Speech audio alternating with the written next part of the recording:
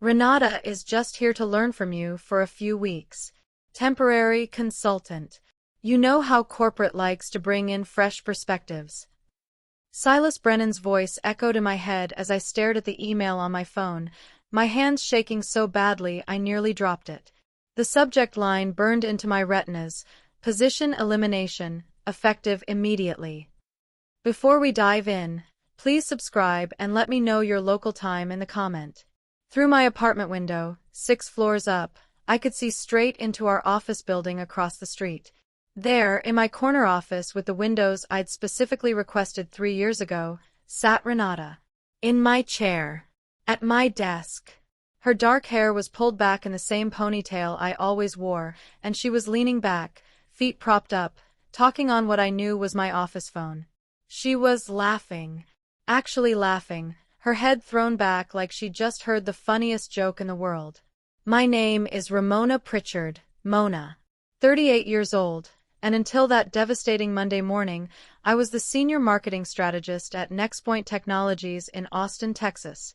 I'd built that marketing department from the ground up over 8 years, brought in accounts worth millions, and mentored half the people in that building, including the woman currently sitting in my chair. I joined NextPoint when it was just 23 employees crammed into a converted warehouse.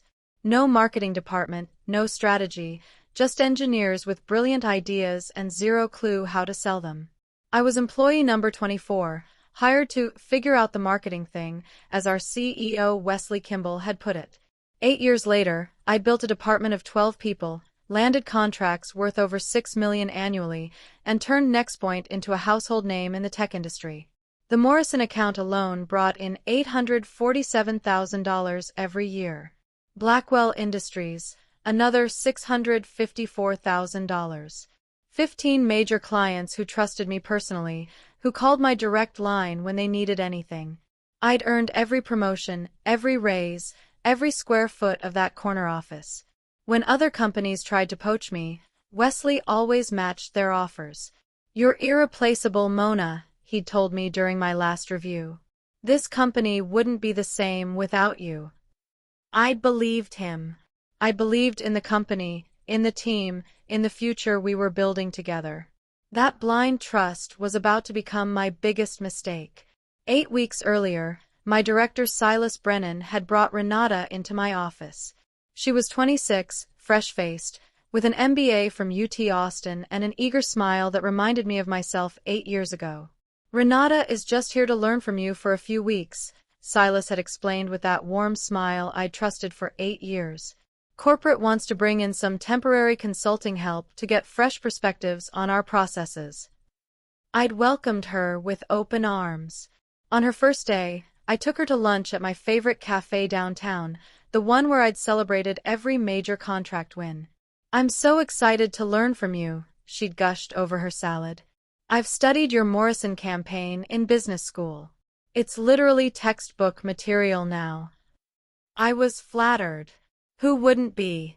Here was this bright, ambitious young woman who genuinely seemed to appreciate my work. I saw myself in her hunger to learn, her careful note-taking, her intelligent questions. "You're an amazing teacher, Mona," she told me repeatedly.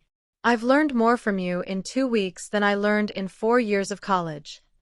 Looking back, I should have wondered why someone so talented needed to learn basic marketing from scratch. By week 2, I'd given Renata access to everything. My client database, my crown jewels, everything I'd built over 8 years. She'd asked permission so humbly, "Would it be okay if I made copies of your templates? I want to study them on my own time to make sure I'm not wasting your valuable time during the day." Of course I'd said yes. I showed her my monthly reporting templates that clients loved, my pitch deck structure that had won us millions in new business, my follow-up timeline that kept clients engaged and happy.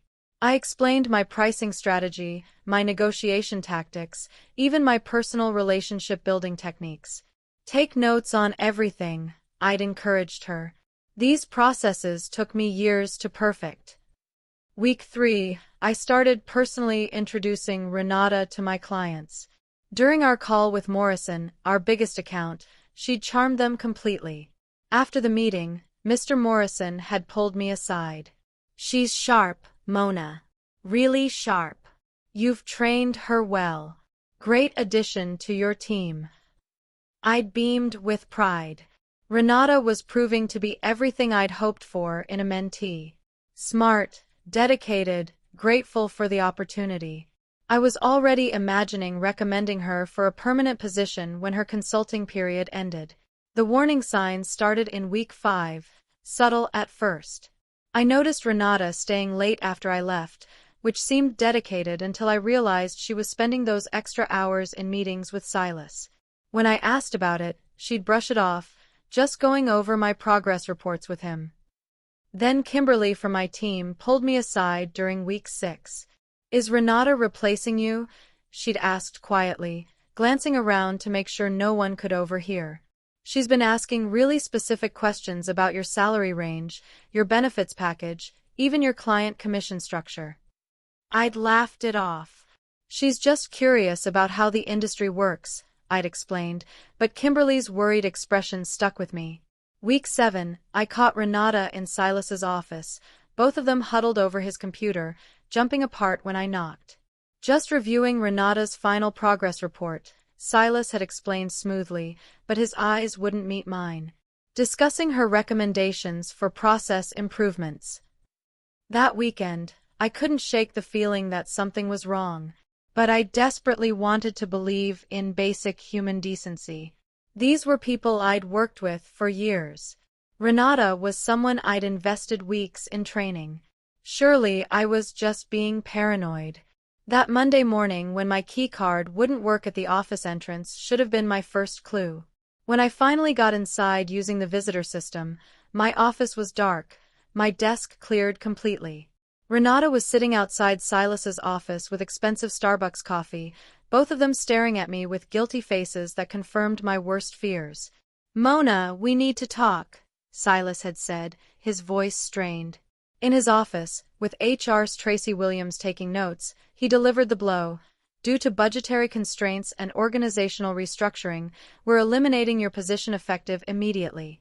You'll receive 8 weeks severance pay." "What about my accounts?" I'd asked, still trying to process what was happening. "Morrison's campaign launches next month.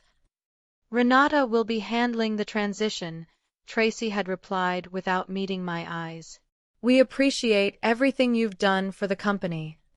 Security supervised me packing my personal items like I was some kind of criminal. 8 years of my life, all my awards, my client thank you notes, my daughter's artwork from my desk drawer, everything fit into one pathetic cardboard box. As I walked past my former office, I saw Renata already settling in, adjusting my desk chair to her height. For 3 days, I barely moved from my couch, eating cereal for dinner and questioning everything I thought I knew about business relationships. But on day 4, I woke up with sudden clarity. If Silas thought he could erase 8 years of my work and get away with it, he'd severely underestimated who he was dealing with. I had copies of everything, legally saved to my personal cloud storage over the years. Every client I'd personally brought in, every strategy document, every successful campaign template. And most importantly, I had relationships built on years of trust and results. I checked my severance agreement carefully. No non-compete clause. That was their fatal mistake. I spent Wednesday crafting personalized emails to 15 key clients. I wanted to reach out personally to let you know I've transitioned away from NextPoint Technologies. If you ever need anything or have questions about your account, please don't hesitate to reach out to me directly. Within hours, my phone started ringing. "Patricia from Morrison. Mona, I'm genuinely sorry to hear you've left NextPoint. This is unexpected. Can we grab coffee this week?" "Stuart from Blackwell. Some woman named Renata called and said she's handling our account now. She asked me to explain our business model." "What's going on?" The conversations revealed the same pattern everywhere. Renata asking basic questions she should have known, missing details I'd always remembered, sending generic responses to clients accustomed to my personal touch. I started my LLC that Monday. Within 2 weeks, I had a business bank account, a professional website, and my first major contract. Morrison's company signed for $158,000. Patricia was absolutely adamant that you're the one who really understands our needs, their CEO told me during our signing meeting. I didn't badmouth NextPoint or Renata to anyone. I didn't need to. Renata was destroying her own credibility with every mistake. My former co-workers reached out quietly, sharing screenshots of her desperate late-night messages begging for access to my old files. Marcus from accounting called to say she'd approved a $33,000 expense without proper authorization. 3 months after my termination, Wesley Kimball called me personally. I've noticed several major clients have moved to working with you directly, he said carefully. I need to understand how this happened.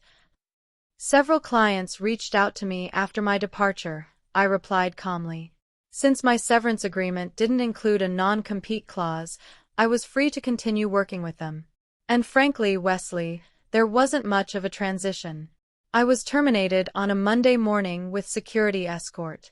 No handoff period, no client introductions. The investigation took 6 weeks. My lawyer submitted comprehensive documentation. The timeline was damning. Then they found the smoking gun, Silas's email to the CFO 3 weeks before Renata started.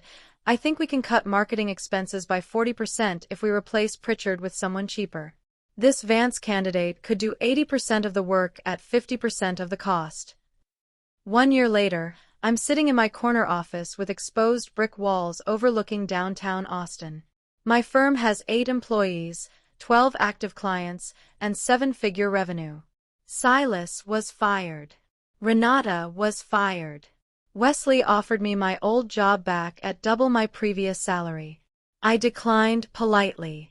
I'm already making 3 times what I used to earn, working with people who actually value my contributions, building something that's genuinely mine. The most devastating revenge isn't destroying someone who betrayed you, it's building something so magnificent from the ruins they created that their betrayal becomes the foundation of your greatest success. When people steal your position, your trust, your work, the ultimate victory is proving that what they took was just the beginning of what you were capable of achieving. True power comes when you transform their worst intentions into your best life. Please join TKA by hitting the subscribe button and drop a comment below about a time you turned setback into comeback. Your story might be exactly what someone else needs to heal.